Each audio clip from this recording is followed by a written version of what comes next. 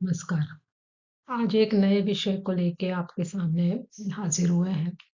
वो जो टॉपिक है वो है बाधक ग्रह। तो जो कुंडली में फलादेश सीख रहे हैं या जो सीखने की कोशिश कर रहे हैं, तो वो सभी लोग इस टॉपिक के साथ उनका कहीं न कहीं संबंध आता होगा। कई ज्योतिषियों की किताबों में या आपको और भी अन्य जगह देखने को मिलेगा कि कुंडली में कुछ ग्रह ऐसे होते हैं जो कि जातक को अपनी दशा अंतर्दशा में बाधा पहुंचाते हैं। बाधा पहुंचाते का मतलब क्या हो गया कि वो किसी न किसी रूप में रुकावट उत्पन्न करते हैं। जो हमने पढ़े थे ग्रह कारक पढ़ा हमने, मारक ग्रह पढ़े हैं, मार्केश के बारे में पढ़ा है और अब ये नया हमको मिला है बाधक। तो देखिए इसमें क्या है कि यदि हम क्लासिकल बुक्स की बात करते हैं जैसे निबृहत पाराशर शास्त्र हो गया, जातक पारिजात हुआ, सर्वार्थ चिंतामणि हो गया और भी अन्य किताबें है जिसमें इस टॉपिक के बारे में काफी कुछ दिया गया है। तो सबसे पहले तो हमें यह समझना पड़ेगा कि ये अलग अलग लग्न के लिए ये बाधक ग्रह जो होते हैं वो अलग अलग होते हैं। होता क्या है कि जो चर लग्न है 1 4 7 10, आपको पता है, मेष हुआ, कर्क हुआ, तुला हुआ और मकर हुआ, जो कि चर राशियां है जो सदैव चलायमान रहती है। इस लग्न के कुंडली यदि है तो जो 11वें भाव का स्वामी बनेगा, 11th लॉर्ड, वह बाधक ग्रह का काम करेगा। फिर हम आ जाते हैं स्थिर राशियों के ऊपर। स्थिर राशियां कौन कौन सी हो जाएंगी?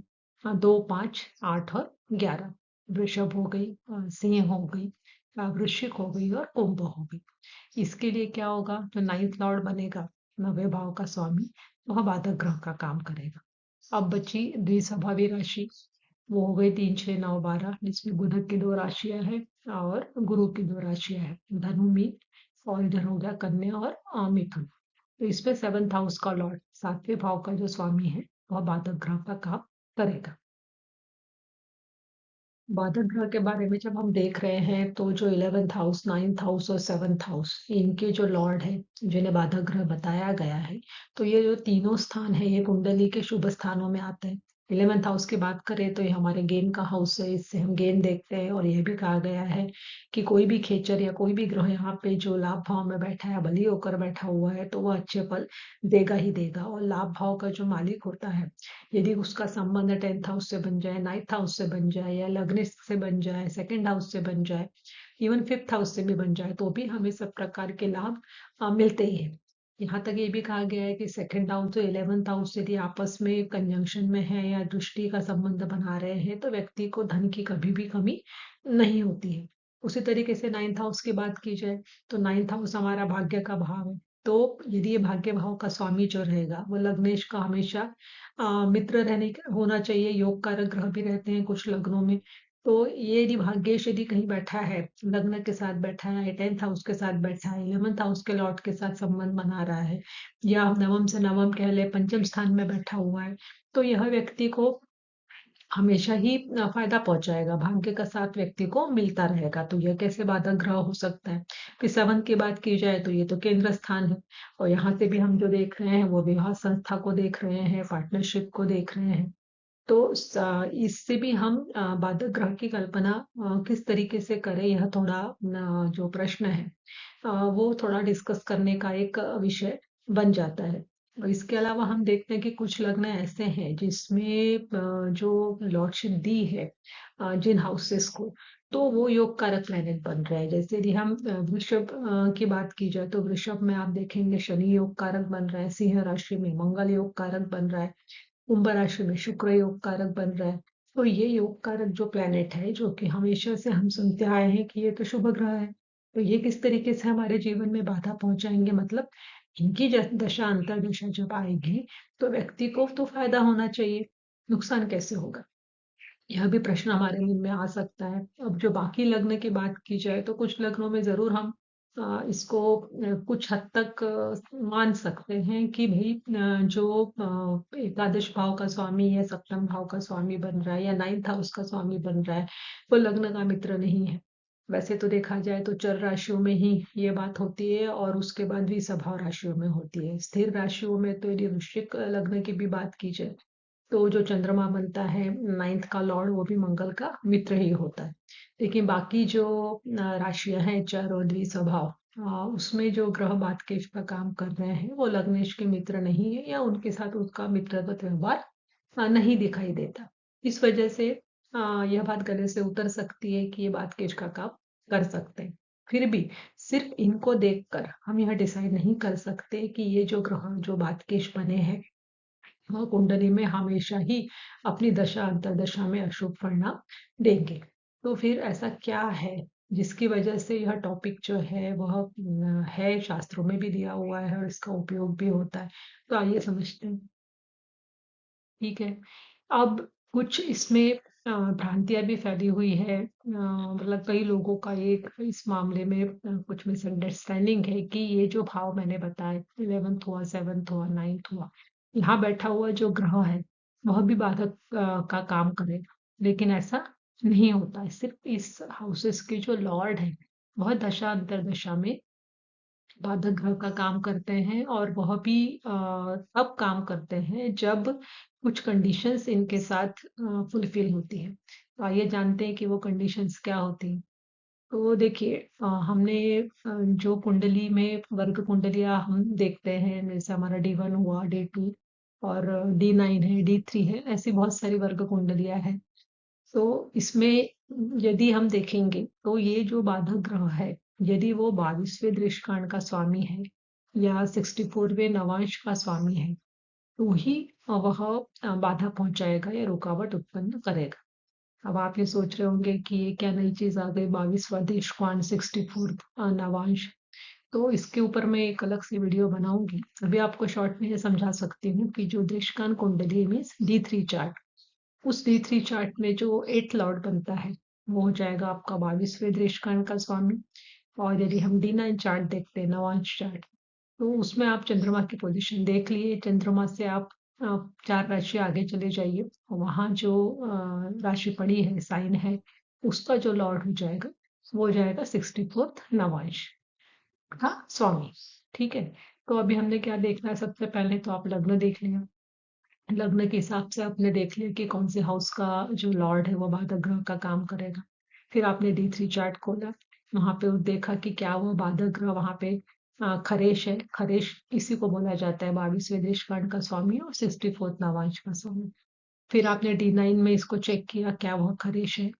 तो हमने क्या देखना है कि बाधक ग्रह यदि खरेश है, ठीक है, तो वह बाधा उत्पन्न करने में ज्यादा अपनी भूमिका निभाता है।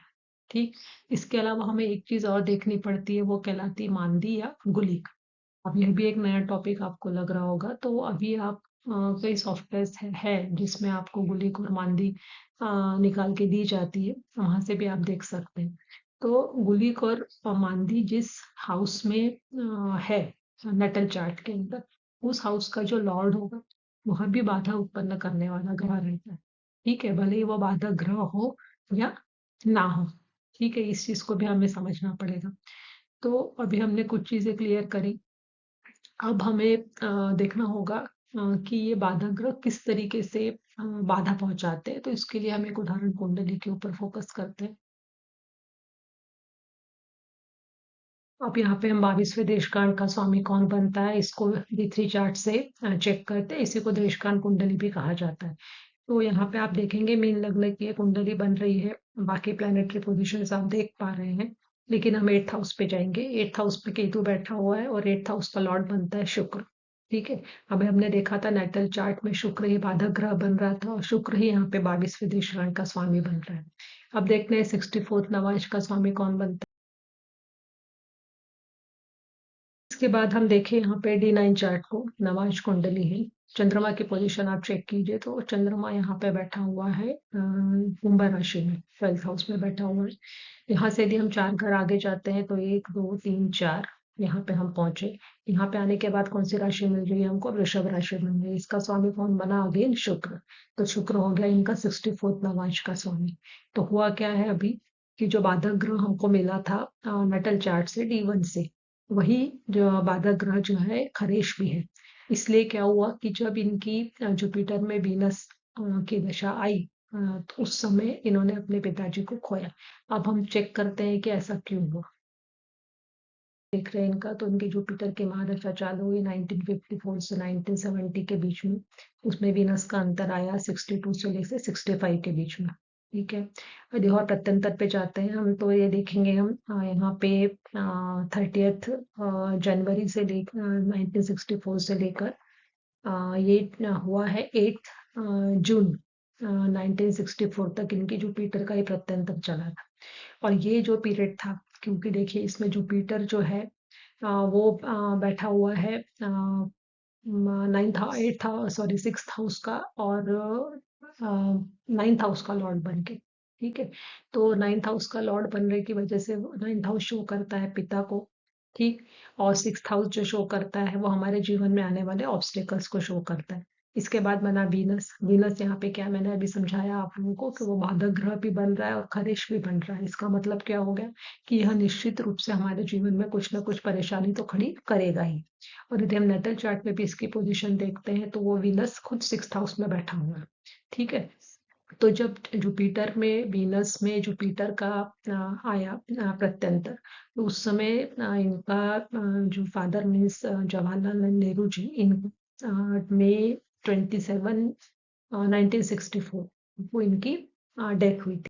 और भी चेक करते हैं तो हमको दिखेगा कि जुपिटर यहाँ पे वक्री भी हो रहा है, और ये चंद्रमा के नक्षत्र में था।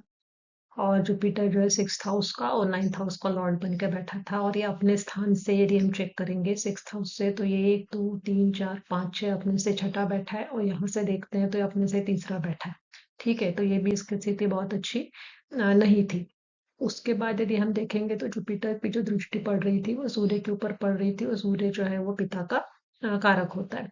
वीनस का भी हम देखेंगे तो ये फोर्थ हाउस से थर्ड बैठा हुआ है, और यहाँ से मैंने बताया 11th हाउस से वो 8th बैठा हुआ है। तो जुपिटर की दशा में इन्हें काफी फायदे हुए पॉलिटिकल फील्ड में। लेकिन ये जो प्रत्यंतर आया जुपिटर में वीनस का, उसमें फिर जुपिटर आया, और वीनस को यदि हम देखेंगे तो वीनस खुद खुद के नक्षत्र में बैठा हुआ है। वो कहने का मतलब ये हो गया कि बाकी जो दशा अंतर दशा आई उसमें उनको क्या उन्होंने गेन किया, वो एक अलग चीज हो गई। लेकिन हम जब हमारा जो फोकस है वो बाधक ग्रह के ऊपर है, तो यहाँ पे जो वीनस था की बाधक ग्रह बना और यह खरेश भी बना, तो उसने अपने प्रत्यंतर में इनको जीवन में परेशानियां दी है। ठीक है, तो देखिए इसमें अगली जो दशा अंतरदशा सॉरी जुपिटर की महादशा चली रही थी इनकी, जब मरकरी का अंतर इसमें आया और मरकरी में मार्स का प्रत्यंतर आया, तो इनका इनके हस्बैंड की डेथ हुई थी 8 सितंबर 1960 में। ठीक है, अब यहाँ पे भी आप देखेंगे कि ये जो मरकरी बन रहा है, मैंने आपको बताया था कि जो मांदी या गुलीक होती है वो जिस राशि में बैठी होती है, उस राशि का जो स्वामी है यदि वो बाधक हो या ना हो, लेकिन वो परेशानी क्रिएट करता है। तो यदि हम नेटल चार्ट में जाके देखते हैं तो वहां आपको दिख रहा होगा कि मांदी जो है वो मिथुन राशि में थी, मिथुन राशि का स्वामी बना बुध। तो बुध का जब अंतर आया तो उसमें यह घटना घटित हुई। और इसमें यदि हम और आगे देखते हैं तो मार्स है, तो मार्स जो है ये खुद फिर से पूर्वा फाल्गुनी नक्षत्र में बैठा हुआ है। पूर्वा फाल्गुनी का स्वामी बना अगेन शुक्र। शुक्र यहाँ पे बाधक ग्रह का काम कर रहा है और खरेश भी है। तो ये दोनों जो हमने पॉइंट्स लिए थे बाधक ग्रह के फल देने के लिए किस कंडीशंस को फुलफिल होने की जरूरत है, तो वो दोनों यहाँ पर फुलफिल हो रही है। इसी को हम चाहे तो नेटल चार्ट में भी चेक कर सकते हैं। हम बुलेट की पोजीशन तो यहाँ मिथुन राशि में है, सॉरी हाँ मिथुन राशि में, मिथुन राशि का जो स्वामी बना बुध। ठीक है, तो जब बुध का प्रत्यंतर आया उस समय ये घटना घटित हुई। और यदि हम मार्स को देखते हैं तो मार्स यहाँ पूर्वा फाल्गुनी नक्षत्र में, जो कि फिर से शुक्र का नक्षत्र है। तो कहने का मतलब ये हो गया कि ये जो दोनों घटनाएं इनके जीवन में, जो कि एक ट्रेजिक इवेंट हम इनको कह सकते हैं, जिससे इनके जीवन में काफी उथल पुथल मची है, तो ये दोनों घटनाएं बाधक ग्रह की दशा बाधक ग्रह की अंतरदशा और गुलिक की अंतरदशा में घटित हुई है। तो इससे आपको ये समझ में आया होगा कि बाधक ग्रह जो होते हैं वह हमारे जीवन में परेशानी निश्चित रूप से क्रिएट करते हैं, लेकिन जो कंडीशंस मैंने बताई है उन्हें फुलफिल करने की जरूरत है। तो उम्मीद करते हैं कि आपको अभी यह टॉपिक समझ में आया होगा। आप किसी भी उदाहरण कुंडली में इसको लगा के देखिए और चेक कीजिए कि जो भी लग्न कुंडली है उसमें जिस हाउस का लॉर्ड बाधक बन रहा है तो क्या वो सच में परेशानी क्रिएट करता है। तो आप ये निश्चित रूप से पाएंगे कि नॉर्मल कंडीशन में बाधक ग्रह इतनी परेशानी उत्पन्न नहीं करते हैं, लेकिन ये कंडीशंस जो बताई गई है उन्हें फुलफिल कर यदि कर रहा है और वो सेम है। कई बार ये भी देखा जाता है कि जो 64th नवांश और 22वें देशकांड का स्वामी अलग अलग होता है। ठीक है, तो इन दोनों जो खरेश तैयार हुए हैं तो ये खरेश जो है ये हमेशा भले ही ये बाधक ग्रह हो या ना हो, इनकी जब भी दशा अंतर्दशा आएगी, ठीक है, तब भी हमारे जीवन में कुछ ना कुछ परेशानियां निश्चित रूप से क्रिएट होंगी। और ये जो बाधक ग्रह का कॉन्सेप्ट है इसके लिए हमें वर्ग कुंडलियों के ऊपर अध्ययन करने की जरूरत होती है। और ये आप मन से बिल्कुल निकाल दीजिए कि जो बाधक भाव है उसमें कोई भी ग्रह बैठा है या उस पर बाध दृष्टि डाल रहा है तो वह यहाँ पे वहां पे सपोज दो ग्रह साथ में बैठे हुए हैं तो वो भी बाधक ग्रह का काम करेंगे अपनी दशा अंतर्दशा में। ऐसा नहीं होता है। तो अगले आपको अब ये टॉपिक अच्छे से क्लियर हुआ हो। सारे मिसकंसेप्शंस होते हैं, हमें बहुत सारे मिसअंडरस्टैंडिंग्स हो जाती है, समझ में नहीं आता है कि किस प्रिंसिपल को कहाँ पे लगाया जाए। ठीक है, लेकिन जब हम प्रैक्टिस करते हैं और उनकी बारीकियों को अच्छे से समझ लेते हैं कि जो भी सिद्धांत बताया हुआ है क्लासिकल बुक्स में वह गलत नहीं है पूर्ण रूप से, लेकिन उसे हमें कुंडली पर लागू करते समय बाकी जो कॉम्बिनेशंस है उनको नहीं भूलना चाहिए। जैसे कि अभी अभी हमने देखा कि बाधक ग्रह के बारे में कि सिर्फ हमने ये देख लिया कि बाधक ग्रह की दशा आई तो व्यक्ति का बुरा होगा या बाधक भाव में ग्रह बैठा है तो वह अनिष्ट ही करेगा, तो इस तरीके से नहीं होता है। तो इन्हीं भ्रांतियों को दूर करने के उद्देश्य से हमने ये सीरीज शुरू की है, ये चैनल बनाया है, जिससे कि जो ज्योतिष सीखने वाले हमारे जो स्टूडेंट्स हैं और जो व्यूअर्स भी हैं जो सीख रहे हैं या सीखना चाहते हैं उन्हें किसी तरीके का मिसकंसेप्शन ना हो, उनकी चीजें क्लियर होनी चाहिए, जिससे कि वो जब वो फलादेश करे तो उनके अंदर एक कॉन्फिडेंस रहे और उन्हें सिद्धांत अच्छे से समझ में आए। तो उम्मीद करते हैं कि आपको ये चैनल पसंद आया होगा और पसंद है तो आप इस चैनल को सब्सक्राइब कीजिए, लाइक कीजिए और आपके जो कमेंट्स होंगे वो हमें हमारे उत्साह को बढ़ाने का काम करते हैं, जिससे कि हम और अच्छे वीडियोस लेके आपके सामने फिर से हाजिर। नमस्कार, यदि आप अपनी कुंडली का विश्लेषण करवाना चाहते हैं या किसी शंका का समाधान चाहते हैं, तो आप स्क्रीन पे दिए हुए इस व्हाट्सएप नंबर पे हमें मैसेज कर सकते हैं। आप अपने डिटेल्स हमें भेज दीजिएगा। एक नॉमिनल रेट आपसे इन प्रश्नों के समाधान के लिए लिया जाएगा और सॉल्यूशन आप तक पहुंच जाएगा। धन्यवाद।